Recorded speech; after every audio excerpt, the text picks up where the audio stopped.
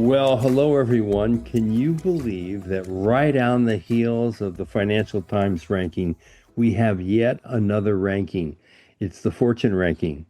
We're going to get into that today on Business Casual, our weekly podcast with my co-host Maria Wickvilla.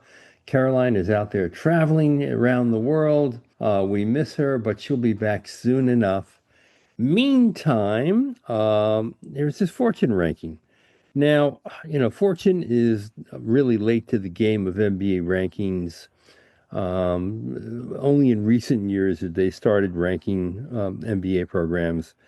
And in this one, MIT comes out sixth. You'll recall that on the Financial Times, MIT actually is number one for the first time ever in the 28 years that the FT has been ranking business schools. Fortune says, no, no, no. MIT isn't number one, it's number six. And besides that, Wharton is number one. Let me just give you their top 10. As I mentioned, Wharton number one, Columbia number two. You recall that Columbia failed to hit the minimum response rate on the alumni survey for the Financial Times ranking and was excluded. Northwestern Kellogg is number three, Chicago Booth four, Harvard five. In the FT survey, Harvard is 10. MIT, as I mentioned, is number six. Dartmouth Tufts, seven. University of Virginia, Darden School, number eight. NYU Stern is number nine. And number 10 is Duke University Fuqua, which pretty much is what most people think the top 10 are among U.S. programs. I should also mention that the big difference here, too, is that this is an entirely U.S.-centric ranking. There are no European or Asian schools on it. And the methodology includes 10 different metrics. The FT uses 21. We'll get into that as we talk a little bit about it.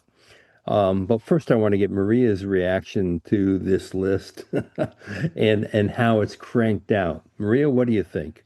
I mean, the good news is that at least they are using some data points that we could argue are in fact relevant. I don't think all of their data points are relevant, which we will undoubtedly get into. Surely we will get into in a moment. But at least they are looking at some of the standard metrics by which I do think you can judge a school's quality, right? The salary levels, the GMAT score, a little low at 10%. Normally that to the extent that GMAT GRE score can be seen as a proxy for academic, capacity, it's surprising that anything judging a school would only have that at the 10% level, but at least it's there. So it's certainly more rational than I think some of the other rankings that we see. So that's a good sign.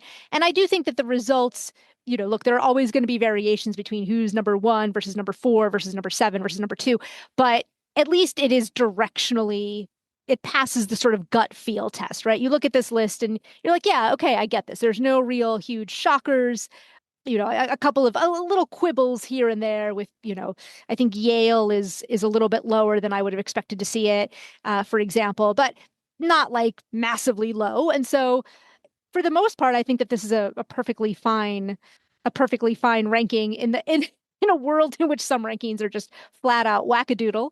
This one at least does have some logic to it. So Yeah, it's not, Yale incidentally is 13th, yeah. Oh, right yeah. behind Berkeley Haas at number 12, and Michigan is number 11. There are some weird results in here, as there Mm. often are in all rankings, I'll have to say. How about Kent State at number 24? It's a top 25 program according to Fortune. Now, I'm just going to say nothing against Kent State. There's no legitimate list where Kent State is in the top 25 for full-time MBA programs ever. Kent State and King University, which is a Christian college in Tennessee, King University is number 26. That puts Kent State and King above WashU, Olin, Indiana, Notre Dame, BU, Texas A&M, Brigham Young, Florida, Fordham, Minnesota, UC Irvine, all schools that are routinely way better than those two. How in the world Kent State gets to be a top 25 MBA program? I have no idea. That's just a very peculiar result. You got to admit that, right? Absolutely. And I think, we have no idea how they did so well. But then as we do start digging into some of these metrics that were used that are somewhat peculiar head scratchers, then it does start to become clear as to why some of these odd results might occur. So, for example, the graduation rate and the 1 year retention rate. So, graduation rate being the percentage of people who enroll who ultimately graduate. And similarly, the 1 year retention rate, the number of people who enroll who are still there at the end of a year. For a 2 year program, I mean, there's probably not going to be a huge difference between those two numbers.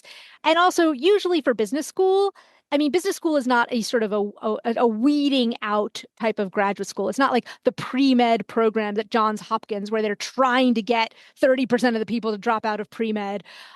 Business schools are not in business to have people fail out of their program. So for the most part, I would assume that the graduation rate and the 1 year retention rate at most business schools is probably close to 100%.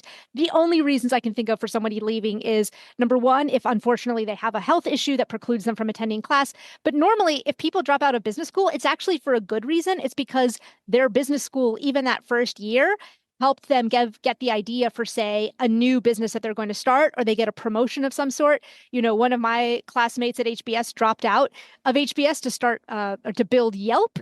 So, like, okay, like you would say, wow, this person didn't graduate, shame on them. But Right. I think they're doing just fine.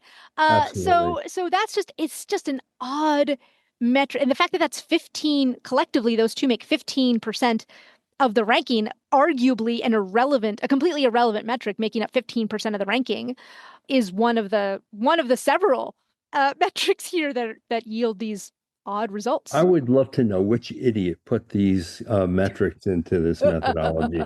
Because, come on, as you point out, 1 year retention rates and graduation rates are relevant for either undergraduate education or for online degrees, where, the stickiness of an online experience is important to a user. Has no relevance whatsoever in a full-time graduate degree program. Size of graduating class, like, give me a break. You're giving a 10% weight to the size, and I don't know what they mean by size, because does that mean you give a higher ranking to a smaller school because it's a more intimate environment, or do you give a higher ranking to a large school because it has a lot of people who want to go there and get the degree? And then cost of the degree. What does that have to do with the quality of the degree itself? And should that really be included? That's given a 5% weight. Some of these other ones, okay, fine. Median base salary is rated at 30%, employment placement, which is important, 15. Average GMAT score 10%, average undergraduate GPA 5, acceptance rate 5, yield 5.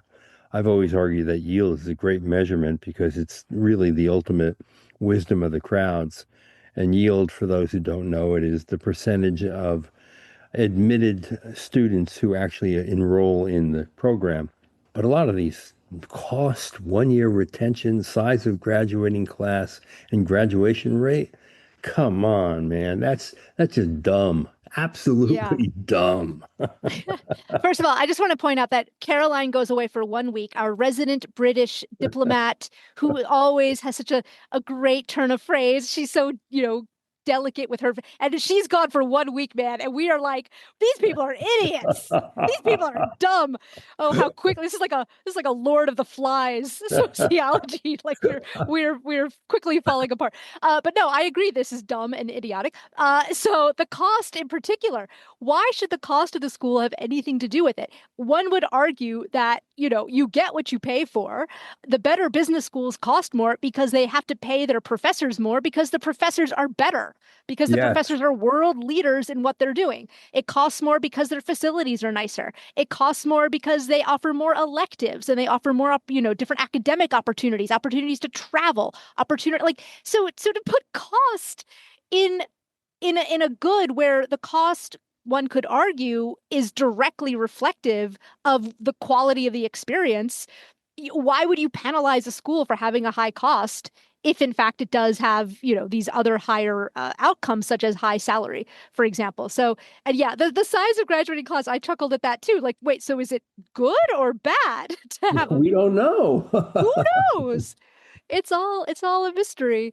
But yeah, I mean, at least their yield is in there somewhere, which I agree with you. I think yield, if I had to pick one metric, that's the one I would pick to I rank agree. programs. And so at least it's in there. At least they're thinking about it.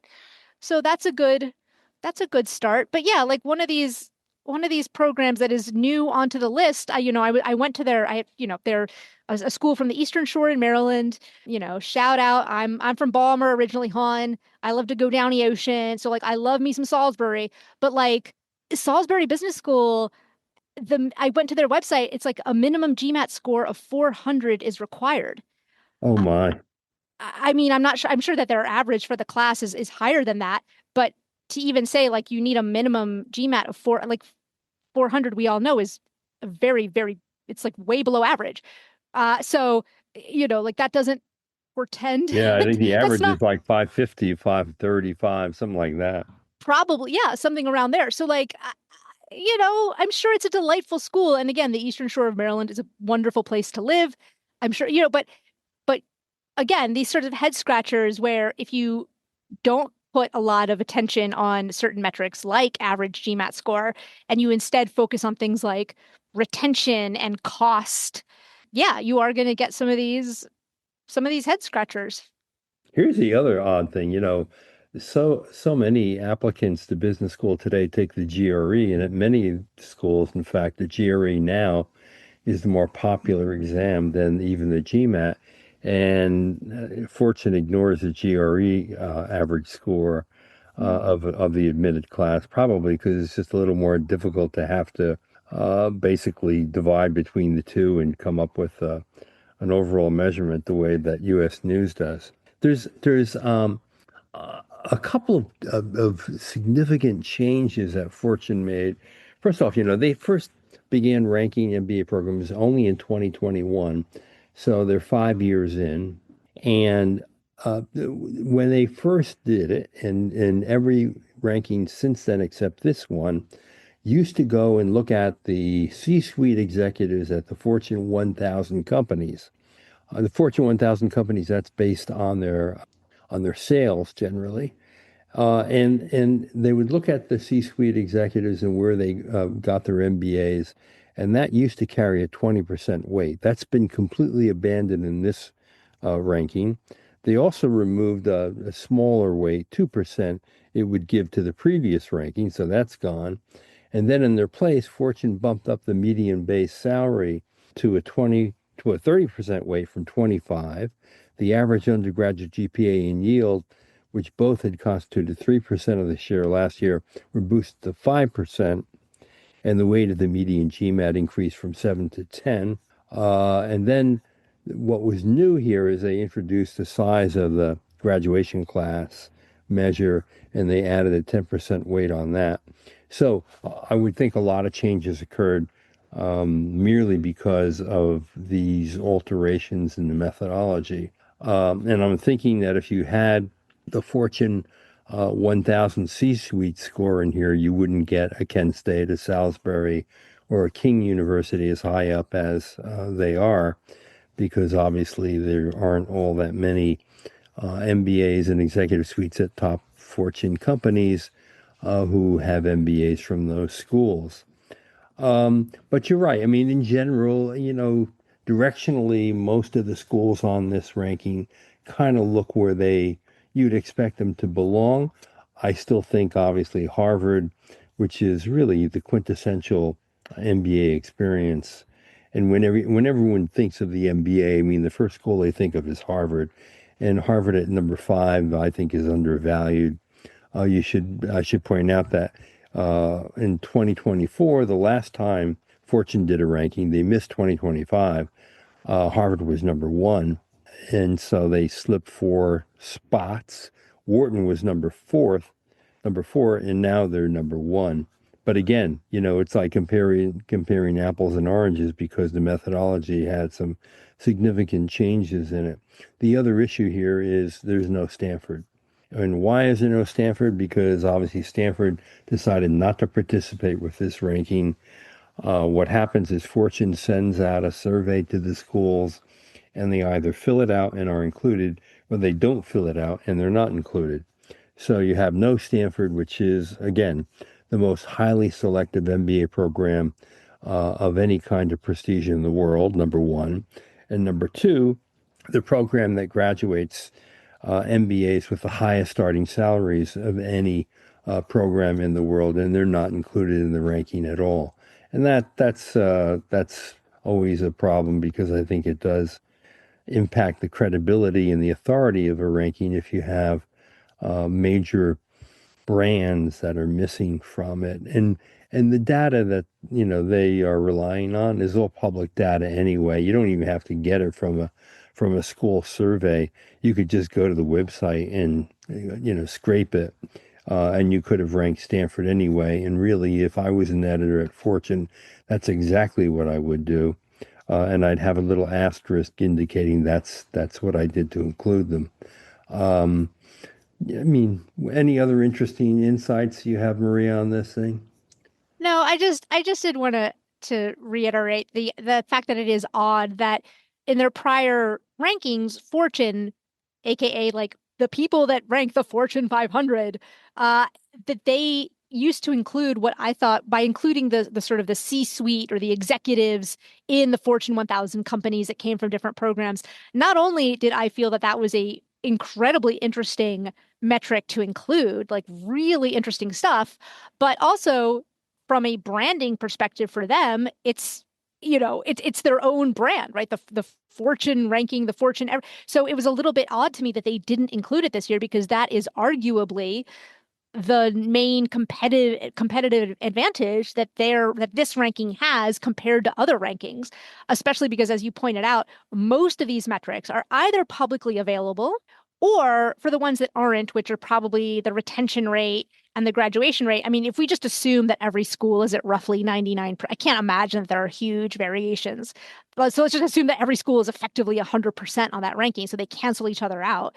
Like this is fine, but it also there's nothing uniquely quote unquote fortune about it. And I feel like that's a missed opportunity for this publication to kind of emphasize to the readership, like, hey, we're Fortune and this is part of what we do as a content provider, as a journalistic organization.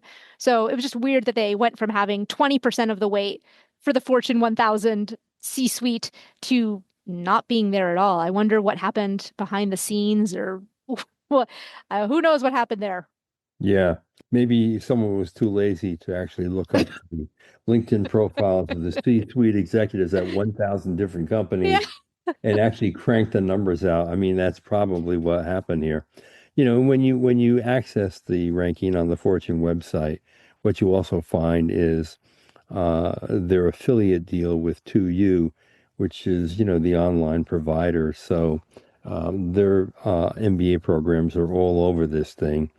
And obviously, Fortune is paid when you click on those links. Mm. And it's really clickbait for an affiliate program for online MBA programs from 2U.